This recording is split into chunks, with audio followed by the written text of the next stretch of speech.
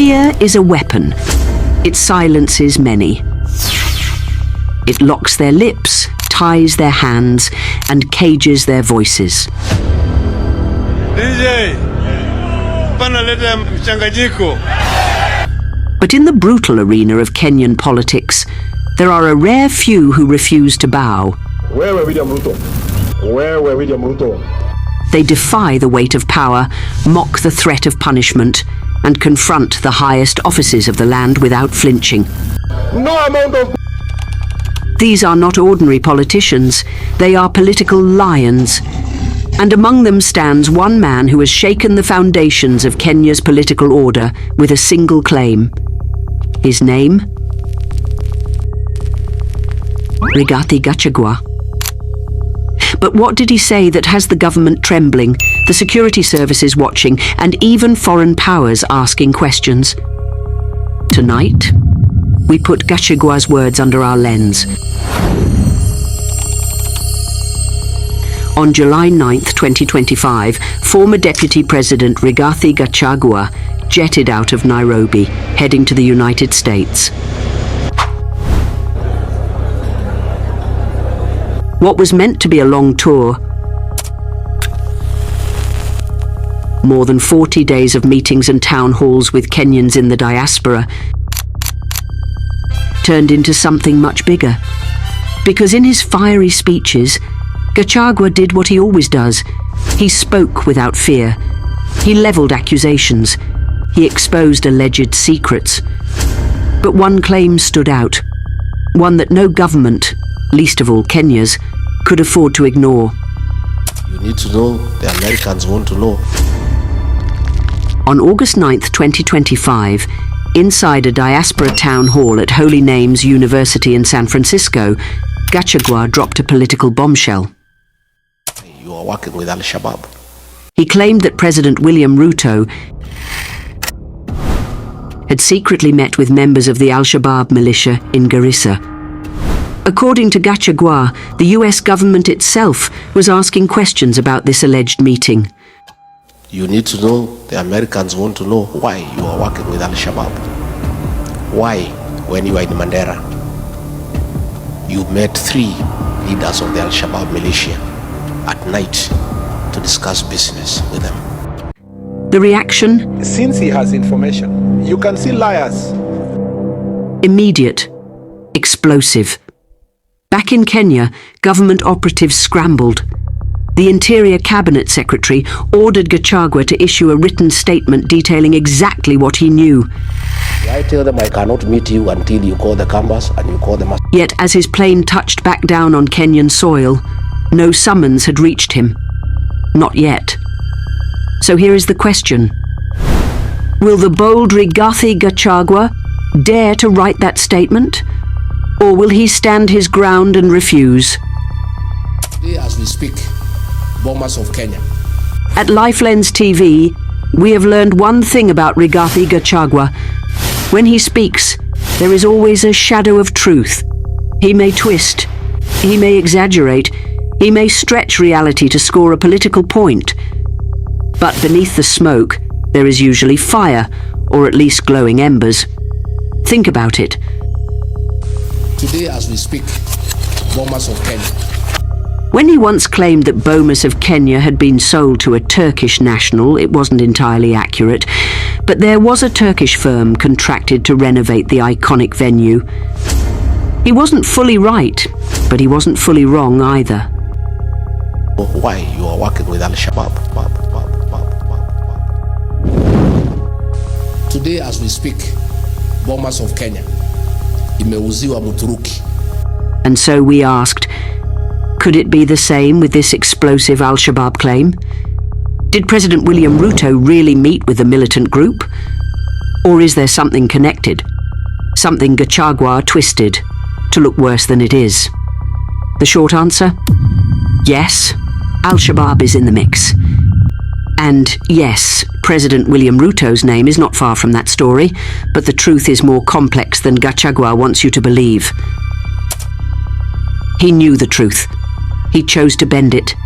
And in bending it, he may have revealed more than he intended. So walk with me, ladies and gentlemen. Because when Rigathi Gachagua opens his mouth, it is never without reason. And when he points at fire, there is always heat, whether from flames or from smoke. Our investigation now shifts to Mandera County.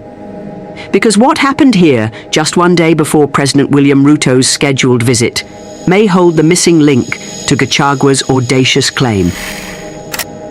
On February 3rd, 2025, the unimaginable happened. 5 chiefs travelling to El Wak for official duties were ambushed by suspected Al-Shabaab militants. Their names, Mr. Adawa Abdi Mohammed. He was the chief for Wargadud town location. He was blindfolded and taken away. Mr. Mohammed Hassan Kulmia. He was the chief for Wargadud East. He too was blindfolded and forced into the vehicle. Mr. Mohammed Noor Hache. He was the chief for Chachabole location in Shimbir Fatuma division. He was held at gunpoint and blindfolded. Mr. Abdi Hassan Surau.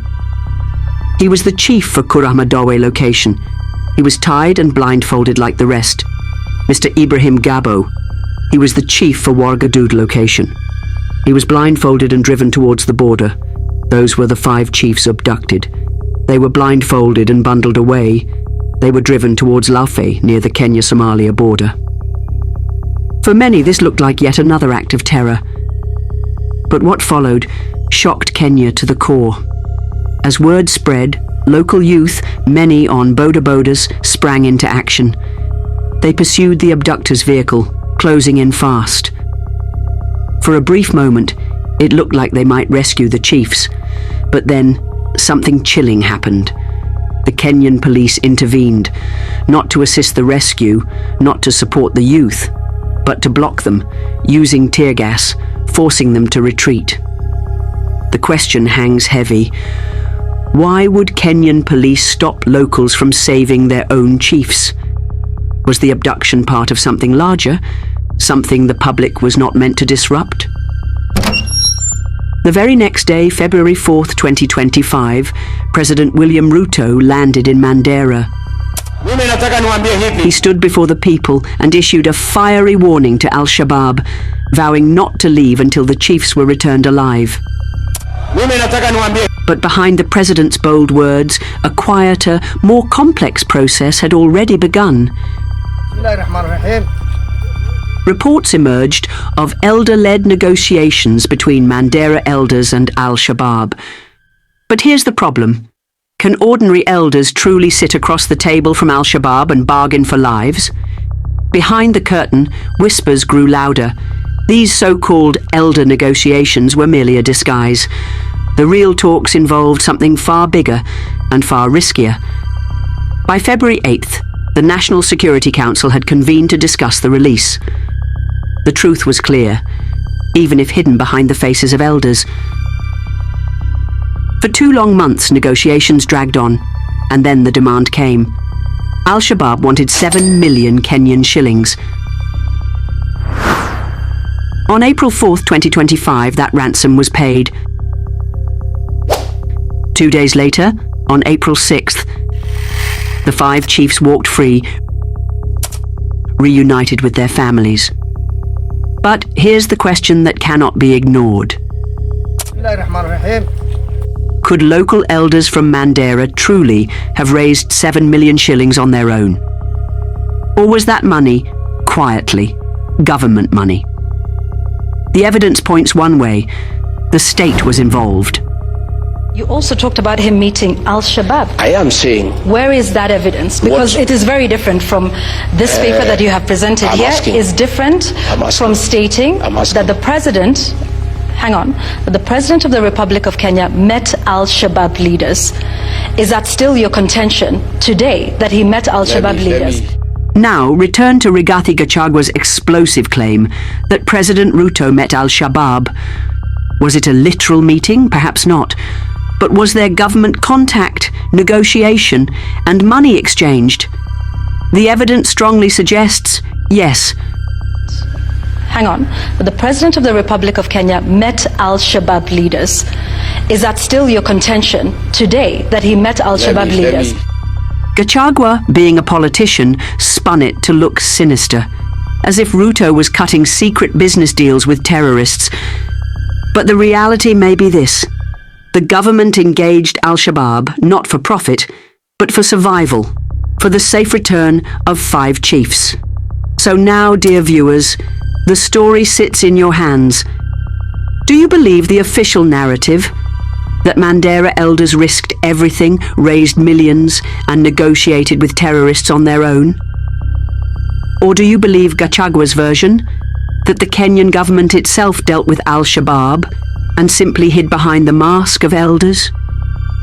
Here at LifeLens TV, we have shown you the trail of events, the chase, the betrayal, the ransom, the release.